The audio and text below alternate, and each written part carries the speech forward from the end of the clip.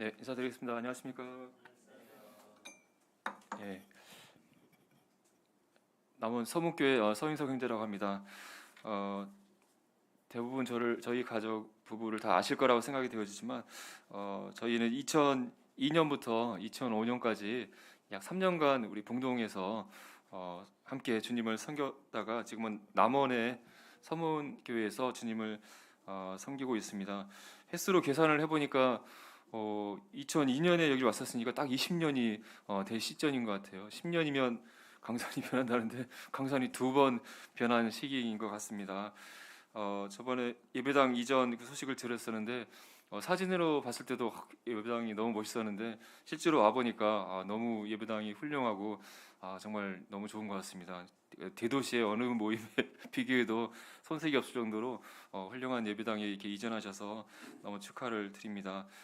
저희 남원에서도 이렇게 예배당 이전한 경험이 있었는데 좀 많은 재정과 많은 수고가 필요한 힘든 과정이라는 걸 알고 있는데 우리 이 봉동에 있는 성도님들이 얼마나 애를 많이 쓰셨을까 하는 생각을 하게 됩니다. 얼마 전에 데살로니가 전서 말씀을 좀 읽었었는데 그 데살로니가전서 1장 3절 말씀에 너희의 믿음의 역사와 사랑의 수고와 우리 주 예수 그리스도에 대한 소망의 인내를 우리 하나님 아버지 앞에서 끊임없이 기억한다는 말씀이 생각이 났습니다. 20년의 그런 시간 동안에도 변함없이 계속 주님을 사랑하시면서 믿음의 역사와 또 사랑의 수고와 또 그리스도에 대한 소망의 인내를 가지시고 주님을 아름답게 섬기시는 우리 봉동교회 성도님들 생각할 때 감사가 되어지고 또 이렇게 아시다시피 저희 아내가 이렇게 작년에 이렇게 치료를 했었는데 치료를 잘 마치고 또 건강한 모습으로 성도님들과 함께 이렇게 교제를 할 수 있어서 더욱 감사가 되는 것 같습니다.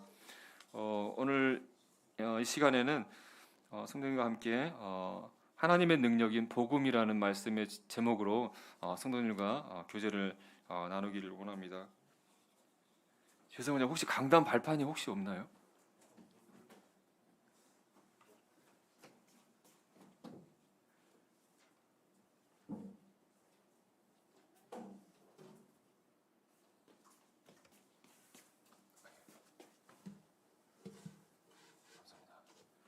근데 너무 아니 지금 이게 막 눈앞에 이렇게 마이크가 있어가지고 조금 높네요. 이거 참.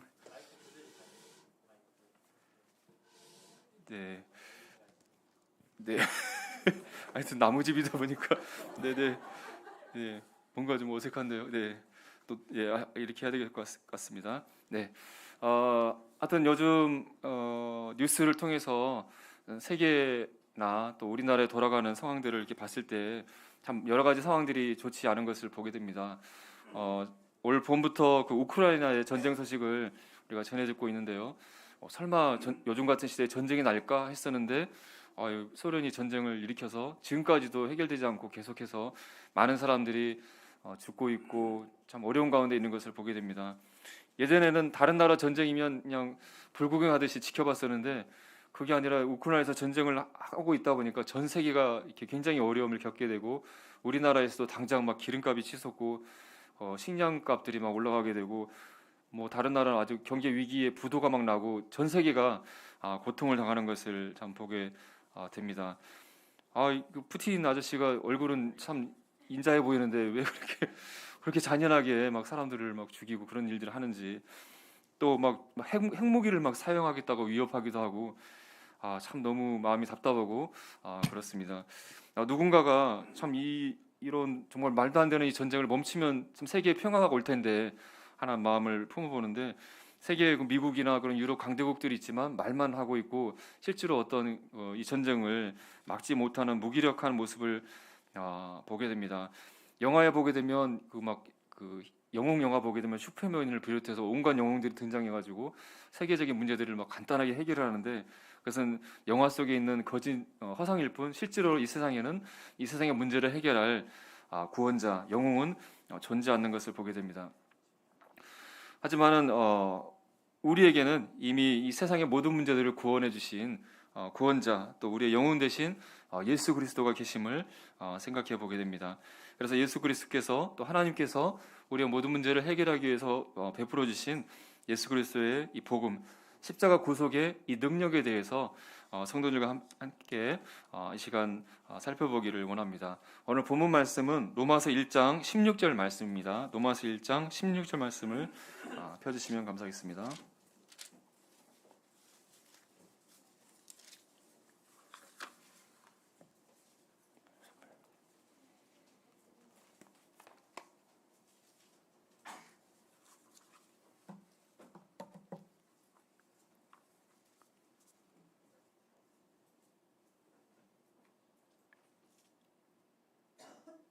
네, 1장 16절 말씀을 같이 한번 읽어보겠습니다. 시작.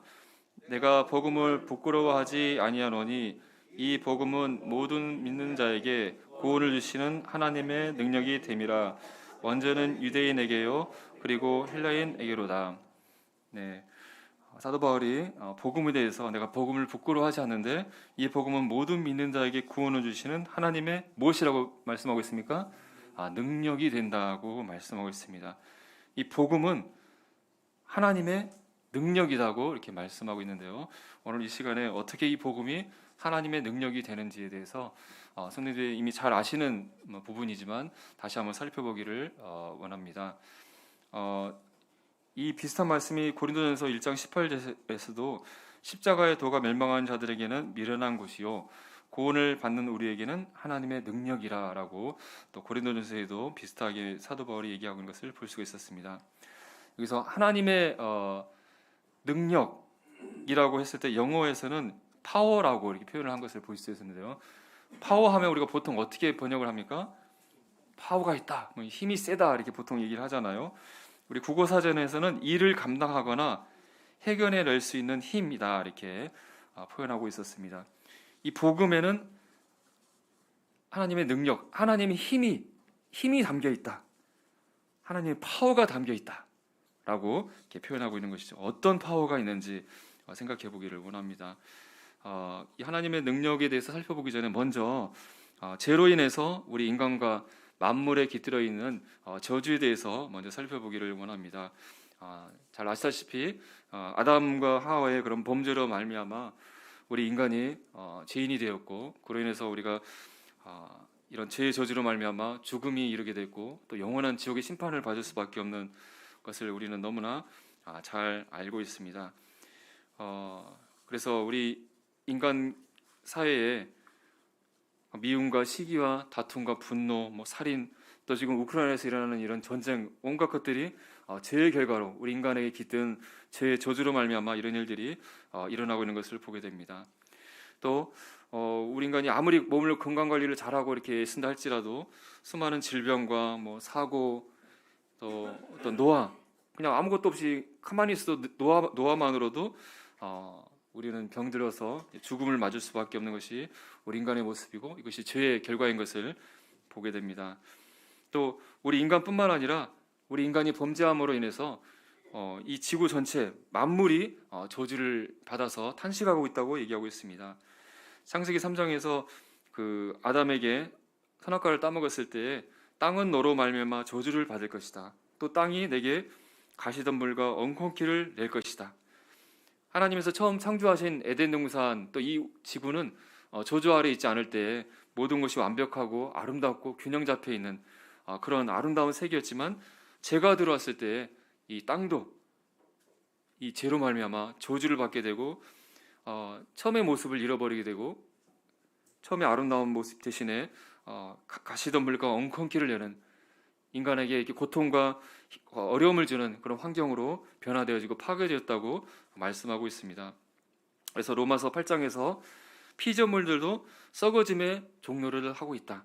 그리고 피조물들이 다 이제까지 함께 탄식하며 함께 고통을 겪고 있다고 이렇게 표현하고 있습니다. 우리 눈에 보이는 이런 자연에 있는 모든 것들이 그 무생물이기 때문에 말을 하지 못하고 표현하지 못하지만 사도 바울은 이 피조물들도 산과 바다들도 동물들도 다 이 인간의 저주로 말미암아 탄식하고 고통을 받고 있고 이 썩어짐의 종류로 탄 데서 해방되기를 바라고 있다. 이렇게 표현하고 있는 것이죠. 우리가 잘 아시다시피 요즘 특히 최근에 들어와서 이런 지구 온난화 문제로 인해서 지구 환경이 엄청나게 많이 변화된 것을 우리는 피부로 접하고 있습니다. 이런 지구 온난화라든가 환경오염, 자연 파괴 이런 문제들로 인해서 정말 기근과 뭐 지진과 또 요즘 여름이 되니까 막 폭염 또 뭐 물난리, 산불 온갖 이런 자연재해 이런 자연 환경의 문제들이 일어나고 있는데 결국 이런 것들도 인간의 죄악으로 인해서 이 자연계에 퍼진 죄의 문제로 인한 저주로 일어난 것을 보게 됩니다. 이와 같이 인간에게 또 이 자연에게 들어오게 된 죄로 인한 저주의 이 문제는 이 지구뿐만 아니라 우주를 통틀어서 가장 해결하기 어려운 심각한 어려운 문제라고 생각이 되어집니다. 하나님께서도 이 문제를 그냥 간단하게 단순하게 그냥 간단히 해결할 수 없었던 그런 어려운 문제였던 것을 보게 됩니다. 그래서 이 인간의 이 죄의 문제를 해결하기 위해서 예수 그리스도께서 이 땅에 오셔서 십자가로 우리를 구속해 주셨는데요. 이 복음 십자가의 구속 사건을 위해서 하나님께서 얼마나 많은 힘을 사용하셨는가. 이 복음에는 하나님의 능력, 힘이 들어있다고 말씀드렸는데 이 복음을 완성하기 위해서 십자가 구속 사역을 완성하기 위해서 하나님이 먼저 어떤 힘을 얼마나 많은 힘을 쓰셨는가를 먼저 생각해 보기를 원합니다. 이 힘, 파워에 대해서 이렇게 생각할 때 이 지구상에 이 땅에 어떤 것이 힘이 셀까 이런 생각들을 해봤습니다. 이 지구상에서 어떤 사람이 제일 힘이 셀까요? 강호동 같이 육체적인 힘이 센 사람도 있을 거고 또 푸틴이나 뭐 시진핑, 뭐 바이든 같이 엄청난 정치적인 그런 힘을 가지고 많은 영향력을 행사하는 그런 강력한 사람들도 있을 것입니다. 또 인간이 만든 어떤 물건 가운데 가장 큰 힘을 발휘하는 것이 어떤 것이 있을까요? 성도님들은 어떤 것이 생각이 나십니까? 네, 제가 생각했을 때는 그런 핵폭탄이 이게 생각이 났었는데요. 그 인간이 만든 가장 강력한 그 폭탄이 차르 봄바라는 그 소련에서 만든 폭탄인데 히로시마 원폭의 3,500배의 위력을 가지고 있다고 합니다. 그거 하나가 터지면 난리가 나는 것이겠죠. 그리고 인간이 이것보다 더 큰 강력한 핵폭탄을 만들 수 있지만 이걸 실험 자체가 너무 힘들기 때문에 현재는 개발을 하지 않는다는 얘기를 들었습니다. 어쨌든 인간 가운데 강력한 그런 정치가나 힘센 사람도 있을 수 있고 또 인간이 만든 핵폭탄 같은 강력한 에너지를 가진 힘을 가진 물건들이 있기도 하지만 이것들에 비해서 자연에서 만나는 우리는 허리케인이라든가 태풍, 홍수, 쓰나미 이런 것들은 인간이 맞드는 것보다 훨씬 더 강력한 힘, 에너지를 갖고 있다고 생각이 되어집니다. 근데 우리가 지구를 떠나서 우주로 태양계로 이렇게 좀 눈을 돌려본다 하면 이 태양계에서 가장 큰 힘이 센 존재가 어떤 것이겠습니까? 태양계에서 태양. 이 태양은 1초에 1000조 개의 핵폭탄이 폭발하는 에너지를 만들어낸다고 합니다. 조도 잘 가늠이 안 가는데 1000조 개. 1초에 1000조 개의 핵폭탄이 터지는 에너지가 태양에서 만들어지고 있는데 그리고 우리가 지구가 태양으로부터 에너지를 받아서 우리가 살아가잖아요. 태양이 없어져 버리면 지구의 모든 생명체가 죽을 텐데 이 태양에서 방출되는 에너지의 1000만 분의 1을 받아서 지구가 지금 살아가고 있다고 합니다. 그렇다 한다면 도대체 태양은 얼마나 많은 에너지, 힘을 가지고 있는지 우리가 상상을 하기가 어려운 어마어마한 에너지 덩어리인 것이죠. 그런데 이 태양계를 더 벗어나게 되면 태양이 엄청 큰 것 같지만 성도들이 유튜브 같은 영상을 보게 되면 태양보다 비교할 수 없이 큰 수많은 별들이 우주에 드글드글 많이 있는 것을 아실 수가 있습니다. 태양은 우주의 별들로 치면 조금만 구슬도 안 돼요. 그렇다 한다면 이 우주에는 얼마나 많은 큰 에너지, 힘을 가진 별들이 있는가 이런 생각을 해보게 되는 것이죠. 그런데 이런 태양과 수많은 큰 별들을 만드신 분이 누구냐? 바로 하나님이시라고 하는 것이죠. 시편 89편에 여호와 만군의 하나님이여 주와 같이 능력 있는 이가 누구리이까? 하나님이야말로 엄청난 힘, 파워, 능력을 가지신 분이 하나님이시라고 하는 것입니다. 하나님이 만드신 우리가 살고 있는 지구와 해와 달과 별들, 이 정말 우리가 측량할 수 없이 큰 우주 이런 것들을 하나님이 만드셨다고 하는 것이죠.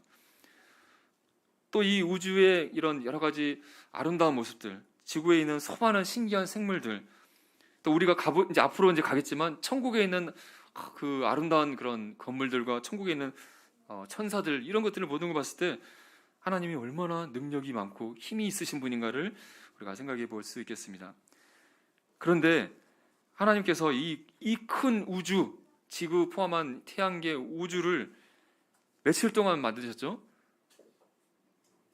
그 한 1000년, 2000년에 걸쳐서 만드셨습니까? 얼마 동안 만드셨습니까? 6일에 걸쳐서 만드셨죠. 그리고 6일 동안 만드실 때 어떻게 만드셨습니까? 하나님이 막 손 걷어붙이고 막 땅 뻘뻘 흘리면서 힘들게 만드셨습니까? 어떻게 말씀하셨죠? 만드셨죠? 말씀만으로. 도대체 얼마나 하나님은 힘이 세시고 에너지가 많으신 분인지 그냥 말씀만 하시면 막 우주가 막 만들어지는, 도대체 하나님은 얼마나 힘이 세신 분인가, 얼마나 큰 힘을 가지신 분인가를 생각해 보게 됩니다. 이와 같이 하나님께서는 정말 엄청난 능력을 가지신 분이신데, 이 하나님께서 우리를 구원하시기 위해서 십자가 이 사역을 완성하기 위해서 어떻게 수고를 하셨는가를 살펴보기를 원합니다. 우리가 십자가의 구속, 예수 그리스도의 복음을 생각하게 되면, 일반적인 사람의 시각으로 생각하게 되면 십자가 하면은 어떤 이미지가 떠오를까요? 나사렛의 목수의 아들이었던 예수님이 살다가 힘없이 고난당하다가 막 채찍질 당하고 십자가에서 쭉 쳐져가지고 힘없이 돌아가시는 그런 모습을 생각하게 될 것입니다. 그리고 그것들을 사람들이 막 비웃고 조롱하고 있고, 네가 하나님의 아들이냐 하면서 왜 죽고 있냐 이러고, 그런 모습들을 생각해 볼 수 있는 것이죠. 십자가의 도가 멸망하는 자들에게 미련한 것이요, 저렇게 힘없이 하나님의 아들인데 메시아라는 사람이 저렇게 십자가에 죽고 있네, 손가락질하고 조롱할 수가 있겠습니다. 그런데 이 십자가 사건이 완성하기 위해서 하나님께서 얼마나 많은 시간과 또 수고를 하셨는가를 생각하기를 원합니다. 하나님께서 말씀만으로 이 우주를 6일 만에 그냥 말씀만으로 우주를 창조하시는 그런 어마어마한 능력을 가지신 힘이 있으신 분이신데, 이 우리를 구원하시기 위해서 이 십자가 구속을 완성하기 위해서 약 얼마 만의 시간이 소요되었습니까? 대략 얼마 정도 시간이 소요돼서 완성이 되셨죠? 4000년 정도의 시간이 소요돼서 걸렸다고 하는 것입니다. 우리가 건물 하나 짓는데도 수년이 걸리잖아요. 그런데 4000년이라는 시간이 소요가 됐다는 것을 생각해 보시기 바랍니다. 인간이 만든 최대의 토막 공사라는 건축물이 중국에 있는데, 그게 뭐죠? 만리장성이 있습니다. 8851km 정도 길이의 초거대 장성, 최대 7대 불가사리에 들어간다고 하는데요. 이 만리장성을 만드는데 대략 얼마 정도 시간이 걸렸는지 혹시 아십니까? 이게 기원전 700년부터 명나라 16세기까지 2100년 정도 시간이 걸려서 쌓았다고 합니다. 이와 같이 인간이 하는 일도 한 70년 평생을 걸려서 일을 해도 정말 대단하다 얘기할 텐데, 2000년 동안 인간이 힘을 만들었다 한다면 정말 대단하다고, 이 일을 완성하기 위해서 얼마나 많은 노력과 시간을 걸렸을까 입을 벌리면서 칭찬을 할 것입니다. 그런데 그냥 말씀만 하면은 막 해하다를 만드시고 우주를 만들어 버리시는 하나님께서 이 십자가 사역을 완성하기 위해서 1년도 아니고 100년도 아니고 1000년도 아니고 4000년의 시간을 들여서 완성하신 사역이 십자가 사역인 것을 생각해 보시기 바랍니다. 아담에게 여자의 후손을 올 것을 말씀하신 이후에 아브라함, 이스라엘, 다윗 이와 같이 메시아의 계보를 선택하셔서 유지하시고, 또 세계의 역사를, 제국들을 주관하셔서 로마가 통치하에 십자가 형벌이 준비되게 하시고, 또 수많은 선자들을 보내서 내가 이런 메시아를 너에게 보낼 거야 계속 이렇게 얘기해 주시고, 그런 중기 작업을 해서 약 4000년의 시간이 걸쳐서 이 십자가의 사역이 완성됐다 한다면, 이 십자가에는 얼마나 많은 힘이 소요가 된 것일까 생각해 보시기 바랍니다. 그리고 또 이 십자가의 구속이 완성되기 위해서 예수님께서 4000년이 지나서 이 땅에 오셔가지고 그냥 딱 오시자마자 짠 이렇게 된 것이 아니라 30년의 인간으로, 아이로 태어나서 30년의 인간의 삶을 사시다가 이제 공생애를 시작하실 때, 자 이제 시간이 됐으니까 자 십자가 사역 완성할게 짠 이렇게 한 것이 아니라 우리 인간으로도 견디기 힘든 그런 고난과 고통을 당하시고 정말 견디기 힘든 그 손과 발에 못 박히시는 십자가의 형벌을 피를 흘리시면서 이렇게 죽어주시는, 인간의 기준으로 봐서도 이렇게 고난을 당하고 십자가에서 못 박혀서 죽는다는 것은 여기 앉아 계신 성령 가운데 누가 선뜻 내가 이걸 해보겠다고 하실 분이 있으시겠습니까? 하여튼 사람이 누군가를 살리기 위해서 대신 이와 같이 죄에 대한 심판으로 십자가의 형벌을 받고 대신 죽어줬다 한다 할지라도 이 사람 최고의 사랑과 최고의 희생, 최고의 수고를 했다고 우리는 칭찬하고 박수를 칠 것입니다. 그런데 이 하나님 본체이신 예수님께서 인간의 몸을 입는 것만으로도 이건 극강의 난이도, 어려운 일일 텐데 인간의 모습으로 오셔서 30년의 인간의 삶을 사시고 또 인간으로서 정말 견딜 수 없는 십자가의 고난을 당하시고 죽어주셨다고 한다는 것은 하나님 입장에서 얼마나 더 많은 수고와 노력과 시간을 들여서 이 십자가를 완성하는 것이 얼마나 극강의 정말 난이도, 수고를 하신 것인 것을 우리는 생각해 볼 수 있는 것입니다. 에레미야 33장 2절에 일을 행하시는 여호와, 그것을 만들어 성취하시는 여호와라고 표현하고 있는데, 일을 행하시는, 그래서 성취하시는 여호와께서 수많은 일들을 하셨을 텐데 이 우주 가운데 또 이 천국과 지옥까지 통틀어서 가장 위대하고 놀랍고 하나님께서 가장 온 힘을 다해서 만드신 가장 힘을 들여서 성취하신 일이 무엇이냐고 얘기했을 때 천국이나 또 지구, 우주가 아니라 바로 십자가의 구속이라고, 바로 복음이라고 우리는 답할 수 있을 것입니다. 우리 성경에 보면은 정말 놀라운 하나님의 많은 기적들이 나옵니다. 막 출애굽을 할 때 바닷물이 쫙 갈라진다든가, 죽은 자가 막 살아나고, 막 절름발이가 걷게 되고, 이런 놀라운 기적들 보면서 하나님 위대하시다 이렇게 우리가 하나님을 높이게 되지만, 그런 일들이 일어나기 위해서 하나님께서 무엇만 하셨으면 되나요? 예수님이, 하나님이 그냥 말씀만 하시면 그냥 그런 기적들이 탁탁 일어나잖아요.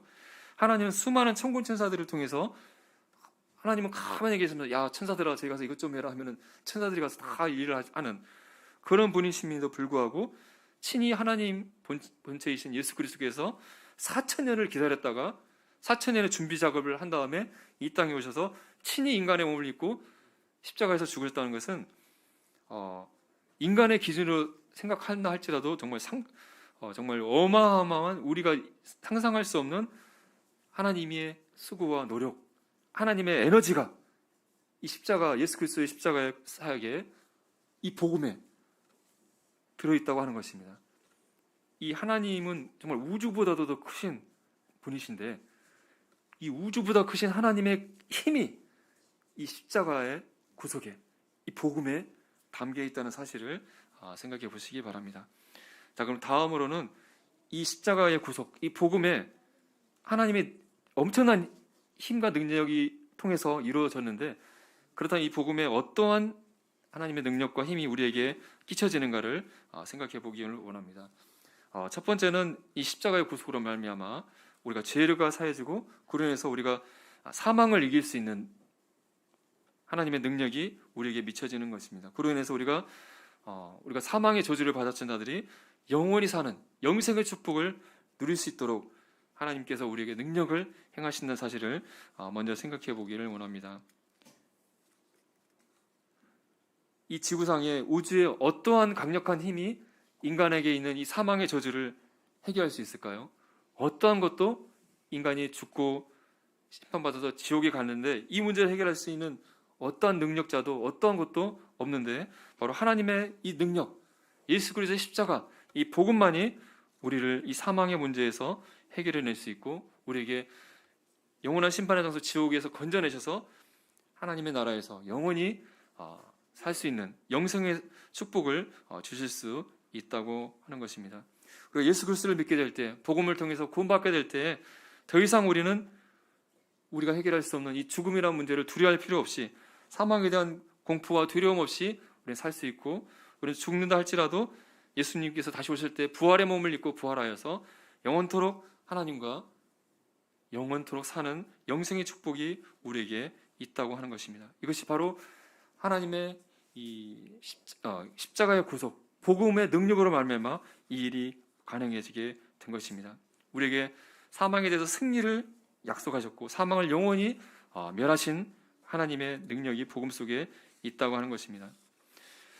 우리가 구원받고 이제 더 이상 지옥 가지 않고 부활한 몸으로 영원히 산다는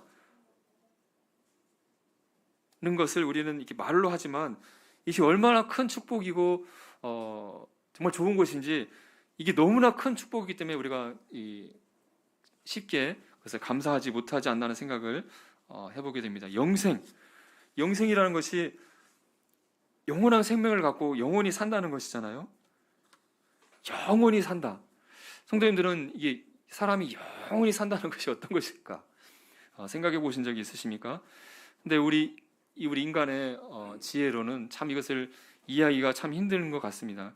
그것을 예화로 우리가 알 수 있는 예화가 있는데, 그 하루살이 예화를 성도님들이 들어보셨을 겁니다. 하루살이는 한 1년 정도 유충으로 있다가 하루 성충이 돼서 짝짓기 하고 이렇게 하루 살고 죽는 것이잖아요. 하여튼 하루살이와 메뚜기가 만나서 함께 이렇게 놀았습니다. 저녁이 됐을 때 메뚜기가 하루살이에게 자, 오늘은 그만 놀고 내일 만나자라고 이렇게 했습니다. 그랬더니 하루살이가 메뚜기에 뭐라고 했을까요? 내일이 뭔데? 하루만 살고 끝나기 때문에 내일이 뭔지를 모르는 거죠. 그래서 메뚜기가 친절하게 자, 깜깜한 밤이 지나고 밝은 날이 오면은 그게 내일이야. 이해했어? 하루살이는 그렇게 설명해도 이해를 못하는 것이죠. 자, 이제는 이제 이 메뚜기가 이제 개구리와 만나서 재밌게 놀았습니다. 그러니까 개구리가 이제 또 메뚜기에게 야, 메뚜기야, 날씨가 이제 추워지니까 이제 그만 놀고 이제 내년에 만나자. 그랬더니 이제 메뚜기가 뭐라고 했을까요? 내년이 뭔데? 그랬더니 개구리가 겨울이 끝나고 날이 따뜻해지면 그게 바로 내년이고 봄이 오는 거야. 그랬더니 메뚜기는 그 말을, 개구리 말을 듣고 이해를 했을까요? 못했을까요? 이해를 못했죠. 이와 똑같은 일이 우리 인간에게 있다고 하는 것입니다. 하나님께서 인생들아, 너희들이 예수 그리스도를 믿으면 영원히 사는 영생의 삶을 살아, 이렇게 했을 때 사람들이 하나님께 영생이 뭔데요? 이렇게 하면서 이해를 못한다고 하는 것이죠. 내일이 존재하고 내년이 존재하지만 하루살이의 그 기준으로, 메뚜기의 기준으로 그걸 이해하지 못한다고 하는 것입니다. 하지만 분명히 내일과 내년은 존재하는 것이잖아요. 우리가 영원히 산다는 것이 너무나, 영원이란 개념이 너무나 이해하기 힘들기 때문에 제가 하루살이와 인간의 수명을 비교를 이렇게 해 보았습니다. 하나님께서 하루살이에게 야, 하루살이야, 내가 너가 인간의 수명 70년을 살게 해줄게 라고 약속을 한다고 가정해 보겠습니다. 그 하루살이가 하루 사는데 인간이 70년을 살게 되면 이 하루살이의 수명보다 계산을 해보니까 25,550일을 사는 것으로 계산이 됩니다. 25,000배 정도 더 많은 삶을 사는 것이죠. 하루살이에게 야, 하루살이야, 내가 너에게 70년 살게 해줄게 했을 때 하루살이가 이 70년을 산다는 것을 이해가 될까요, 안 될까요? 도무지 이해가 안 되겠죠. 하지만 70년의 기간을 산다는 것이 실제합니까, 실제하지 않습니까? 우리 입장에서는 이해가 되잖아요. 70년 그거 금방 끝나는 거야. 그 70년 안 길어, 이렇게 얘기할 거 아니에요.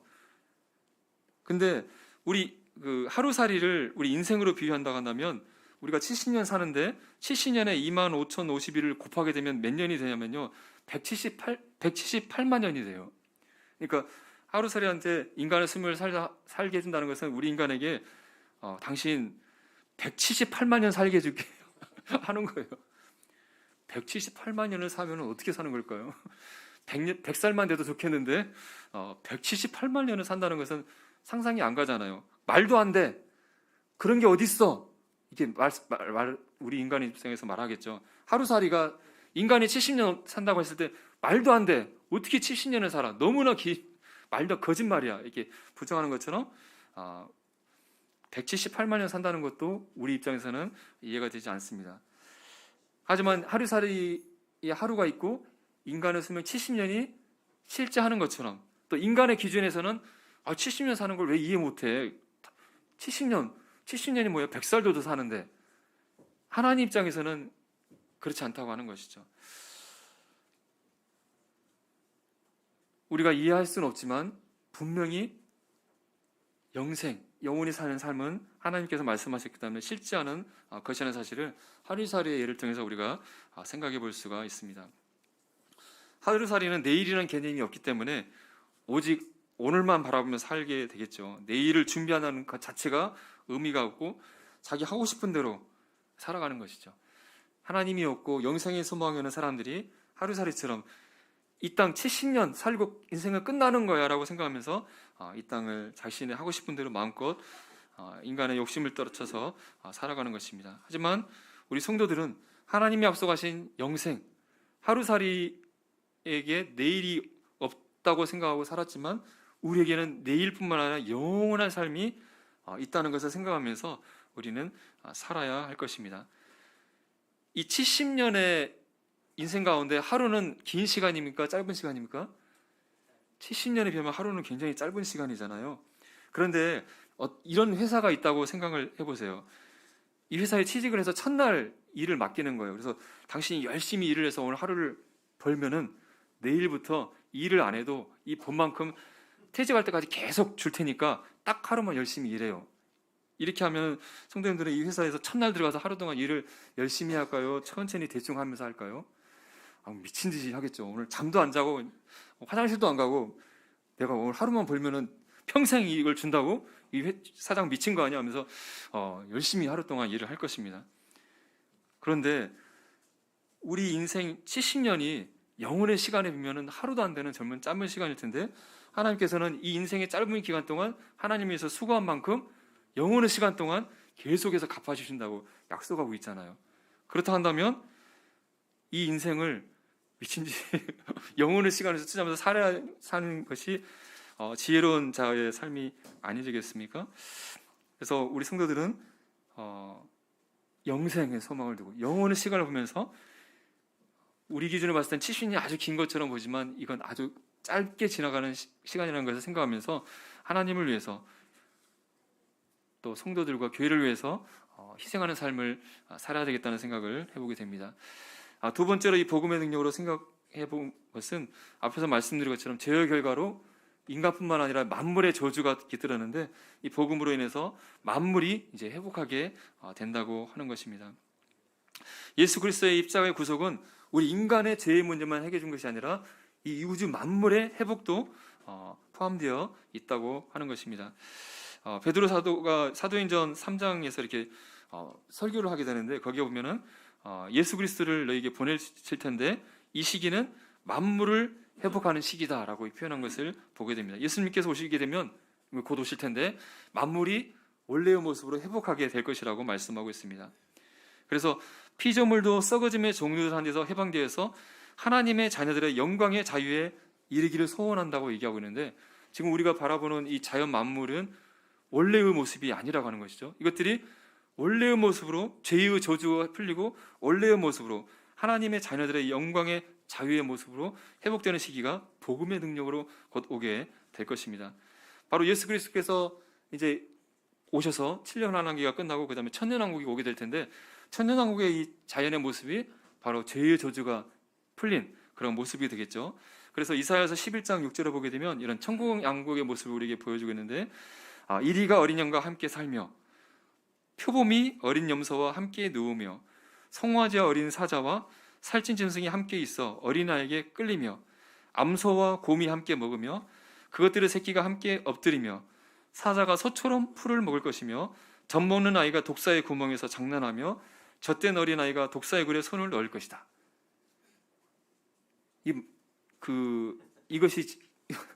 이걸 들을 세상 사람한테 얘기하기면 말도 안 되는 얘기라고 거짓말이라고 할 것입니다. 하지만 실제로 이런 일들이 죄의 모든 저주가 풀린 이 자연계에 일어나게 될 것입니다. 사자가 소처럼 풀을 뜯어먹는데요. 우리 동물의 왕국 같은 데 보면은 밀림에 보면은 사자가 딱 있다가 막 동물 확 잡아먹고 막 철철 흘리면서 뜯어먹는 거 보면서 원래 자연이란 저런 거야. 약육강식의 세계. 막 동물 잡아먹고 하는 것이 원래 저런 거야라고 세상 사람들은 이렇게 볼 테지만 원래 그렇게 창조된 게 아니라고 하는 것이죠. 사자가 뭘 먹는다고요? 풀을 뜯어 먹는 것이 동물끼리도 막 서로 막 잡아먹고 하는 것이 그런 모습이 아니라고 하는 것이죠. 이런 모습으로 회복될 텐데 바로 이것이 복음의 능력으로 이루어진다고 하는 것입니다.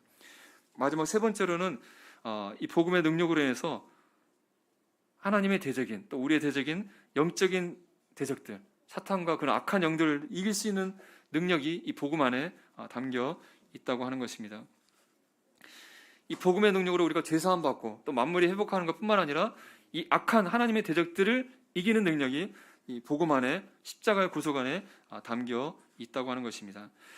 골로새서 2장 14절에 우리를 거스리고 불리하게 하는 복전문으로 쓴 증서를 지우시고 제하여 버리사 십자가에 못 박으시고, 십자가의 구속 사건 때 우리를 죄라고 정죄하는 이 율법에 쓰여진 이 죄의 목록들이 십자가에서 다 없어지면서 우리가 딱 죄의 문제가 해결되었다라는 사실을 명쾌하게 우리에게 말씀해주고 있습니다.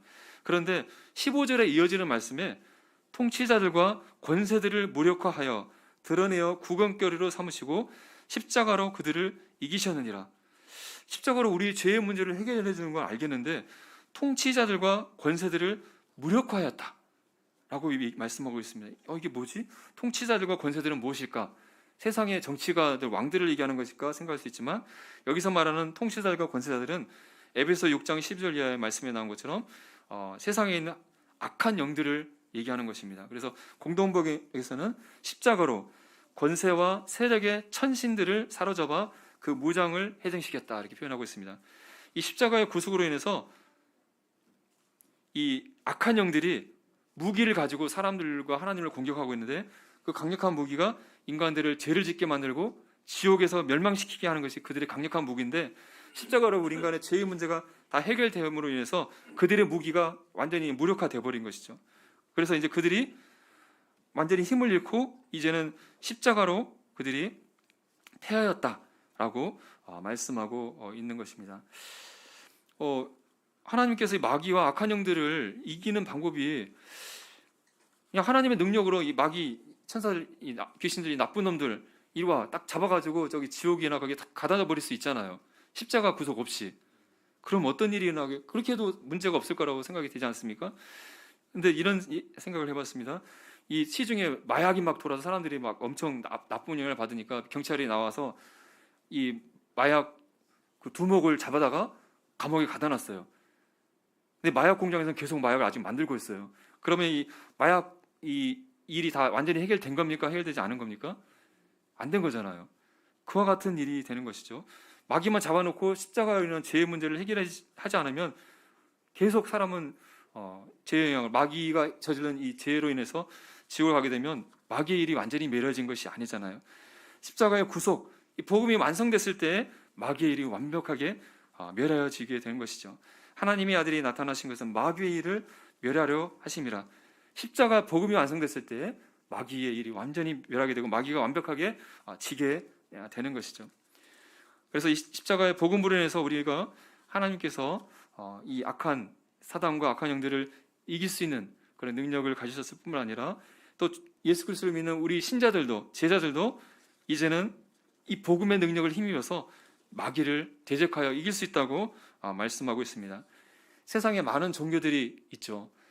이 종교의 실제로 이 종교 뒤에 섬기는 대상은 무엇입니까? 불교나 이런 모든 수많은 종교들의 뒤에 사단이 있는 것이죠. 사단과 귀신들이 있는데 이 세상 사람들이 바로 이 사단을, 귀신을 섬기면서 살아가고 있습니다. 또 수많은 현대인들이 자신들은 뭐 이렇게 어떤 귀신 안 섬긴다고 말할지 모르지만 간접적으로 귀신을 섬기면서, 사단을 섬기면서 살아가고 있는 것입니다. 우리들도 구원받기 전에는 사단의 종으로서, 노예로서 살아가는데 우리가 예수 그리스도를 믿고 구원받고 복음의 능력을 힘입었을 때 우리의 죄의 문제만 해결됐을 뿐만 아니라 우리의 원수인 대적인 사단을, 귀신들을 이길 수 있는 능력을 복음의 능력으로 말미암아 갖게 된 것이죠. 그래서 예수님께서 제자들을 뽑았을 때 제자들에게 주신 능력 가운데 하나가 무엇이었습니까? 바로 이 귀신들을 내쫓는 능력을 그들에게 주셨고, 우리도 예수 그리스도의 능력을 의지해서, 복음의 능력을 의지해서 악한 영들을 대적해서 이길 수 있는 힘들을 우리에게 주셨다고 하는 것입니다. 말씀을 정리해 보도록 하겠습니다. 우리가 복음하면은 이 밑에도 플랜카드가 있었던 것 같은데, 천국은 공짜다, 믿음으로 거저 구원받는다, 아무 할 일 없이 믿기만 하면 구원받는다, 이렇게 전하다 보니까 복음, 십자가 하면은 그냥 가치 없고 가볍고 그런 식으로 우리가 세상 사람들이 받아들이고 있고 우리들에게도 그렇게 받아들이지 않나 생각해 보게 됩니다. 하지만 이 원자포탄보다도, 태양보다도, 하늘에는 이 큰 우주보다도 강하고 전능하신 하나님께서 4,000년의 시간을 쏟아붓고, 또 우리 인간이 하는 어떤 희생보다도 온 힘과 노력을 기울여서 완성한 것이, 어마어마한 하나님의 능력, 힘이 담겨 있는 것이 복음이라는 사실을 생각해 보게 됩니다. 또 이 복음의 능력으로 인해서,